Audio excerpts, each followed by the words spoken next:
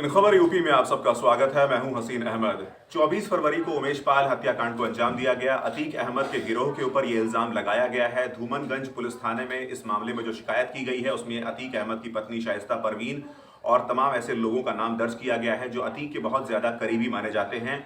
और अभी इस वक्त की अगर हम आपसे बात करें तो यहाँ पर पुलिस के हाथ जो हैं वो लगातार खाली दिख रहे हैं। इससे पहले अरबाज का एनकाउंटर किया गया है। और हाँ, आपको बताते चलें कि विजय चौधरी जो हैं, जिनको उस्मान कहकर यहाँ पर बताया गया है, उस्मान भी रिकॉर्ड्स में दर्ज किया गया है नाम, क्योंकि उस्मान के नाम से ही ऑपरेट कर रहे थे लगातार इस हत्याकांड को अंजाम देने के लिए। उनका भी एनकाउंटर हो चुका है, उनको पकड़ने की कोशिश की गई थी, लेकिन उसके अलावा जो तमाम बड़े सदस्य थे इस पूरे गिरोह के, उनको अभी भी पकड़ा नहीं जा सका है। 5 राज्यों में लगातार उत्तर प्रदेश पुलिस कोशिशें कर रही थी।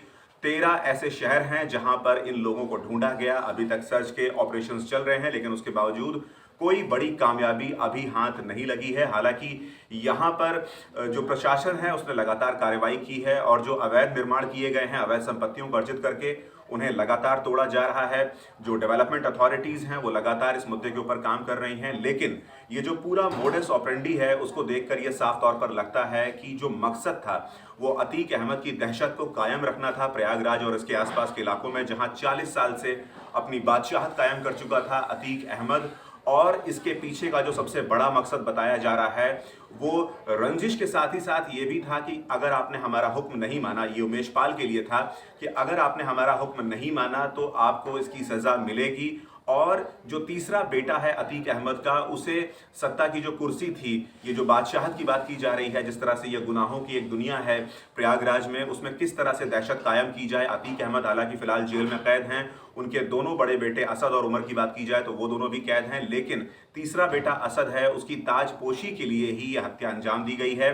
ये कायम करना था कि उमेश पाल की हत्या करने के बाद असद को उस इलाके में सत्ता सौंपी जाएगी। ये जो पूरी बादशाहत है इस गिरोह की और ये जो पूरा दहशत का माहौल इन्होंने कायम किया है, तकरीबन 40 साल का ये पूरा गुनाह का दौर था, यहाँ पर असद के हाथ में सत्ता सौंपी जाए इस पूरे काम को और अपने कामों को बेखौफ अंजाम दे सके। इन्हीं तमाम चीजों के लिए ये हत्या सरे राह की गई है। इसके साथ ही साथ आपको बताते चलें कि जिस तरह से असद ने इस पूरे मामले में, उमेश पाल हत्याकांड के मामले में जिस तरह से कार्रवाई की है, जिस तरह से ये वहां पर मौजूद था और जिस तरह से इस शख्स ने यहाँ पर गोलियां चलाई हैं, अपने क्रेटा कार से उतरता है, अपने चेहरे को नहीं ढका है, किसी तरह का कोई फेस मास्क नहीं है, सर को छुपाने की कोई कोशिश नहीं की गई। ये जाहिर किया गया कि इस गुनाह को हम अंजाम दे रहे हैं। अतीक अहमद के गिरोह के जो तीसरे बेटे हैं अतीक अहमद के, वो इस गुनाह को अंजाम दे रहे हैं। ये मैसेज देना था, ये संदेश था, ये पैगाम था और ये प्रयागराज और उसके आसपास के तमाम इलाकों के लोगों को ये संदेश देना था कि इस गुनाह की दुनिया में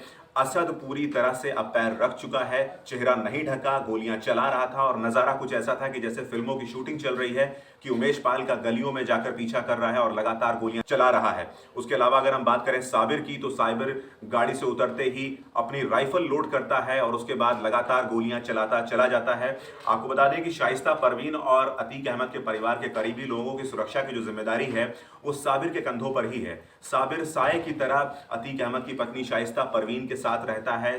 शाइस्ता परवीन जहां कहीं भी जाती हैं, साबिर हमेशा उनके साथ रहता है। लिहाजा यहाँ पर इसने भी कोई चेहरा नहीं ढका और बड़े ही बेखौफ अंदाज में इसने उमेश पाल हत्याकांड में अपनी भूमिका निभाई। अगर बात करें तीसरे किरदार की, तो तीसरे किरदार का नाम है गुड्डू मुस्लिम। गुड्डू मुस्लिम के बारे में बताया जाता है कि ये चलती बाइक के ऊपर ही बम बना के तैयार कर लेता है और फोड़ने की स्थिति में उसको बना लेता है। आपको बता दें कि ये शख्स जो है ये थैले में बम रखकर लाया था और लगातार उमेश पाल के जब ऊपर हत्या का प्रयास किया गया तो इसने लगातार वहां पर बमों से वहां पर दहशत कायम करने की कोशिश की, जिसके बाद प्रयागराज का धूमनगंज का यह पूरा इलाका दहशत के साए में जी रहा है।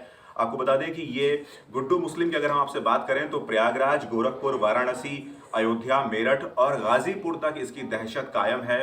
एक वक्त तक ऐसा माना जाता था कि धनंजय सिंह और अभय सिंह के बहुत ज़्यादा करीबी थे, लेकिन उसके बाद इन्होंने अतीक अहमद का गिरोह ज्वाइन किया, अतीक अहमद के गिरोह में शामिल हुए और उसके बाद अतीक अहमद के लिए लगातार ये काम करते चले गए और बम बनाने में इनके पास एक्सपर्टीज़ है। सबसे ज़्यादा इनका जो अनुभव है वो बम बनाने को लेकर है। लिहाजा ये आदमी बहुत ज़्यादा खतरनाक है और यूपी एसटीएफ लगातार गुड्डू मुस्लिम को ट्रैक करने की कोशिश कर रही है कि किस तरीके से इसको काबू में किया जाए, किस तरीके से इसको पकड़ा जाए या इसके खिलाफ किस तरह से कोई बड़ी कार्रवाई की जाए, ताकि ऐसे लोगों को सजा देकर एक नज़ीर पेश की जा सके जनता के सामने कि अगर किसी ने गुनाह किया है तो उसे उस बात की सजा दी जाएगी। जिस तरह से अतीक अहमद का पूरा ये कुनबा जो है, पूरा जो गिरोह है, वो अपने जुर्म को अंजाम देने के बाद उमेश पाल हत्याकांड 24 फरवरी को अंजाम दिया गया। उसके बाद जिस तरह से ये पूरा ये गिरोह जो है वो गायब है इस इतने बड़े हत्याकांड को अंजाम देकर, जिस तरह से यूपी एसटीएफ के प्रयागराज एसटीएफ, लखनऊ एसटीएफ लगातार कोशिशें कर रही हैं, 10 अलग से उत्तर प्रदेश पुलिस की टीमें इस पूरे मामले के ऊपर काम कर रही हैं, और उसके बाद भी इतने बड़े अपराधियों का कोई सुराग नहीं लग पाया। 5 राज्यों में ढूंढा जा रहा है, 5 राज्यों के 15 शहरों में लगातार दबिश दी जा रही है, लेकिन उसके बावजूद कोई नतीजा निकलकर सामने नहीं आया। इससे ये चीज एकदम साफ हो जाती है कि इन्होंने भागने का पूरा पुख्ता इंतजाम कर रखा था। इनके पास पहले से इस चीज की प्लानिंग थी कि कैसे भागा जाएगा और कैसे यहाँ पर जितना प्रशासन का प्रशासनिक अमला है उसको कैसे धोखा दिया जाएगा। ऐसे भी खबरें आ रही हैं कि कुछ लोग कलकत्ता फरार हुए हैं और उसके अलावा कुछ लोगों के नेपाल भागने की भी आशंका जताई जा रही है। तो ये अपने आप में एक सोची समझी साजिश थी। फिलहाल 15 दिन बीत चुके हैं और यूपी एसटीएफ के हाथ अभी भी उमेश पाल हत्याकांड के मामले में खाली हैं। ऐसी तमाम जानकारियों के लिए बने रहिए इन खबर यूपी के साथ।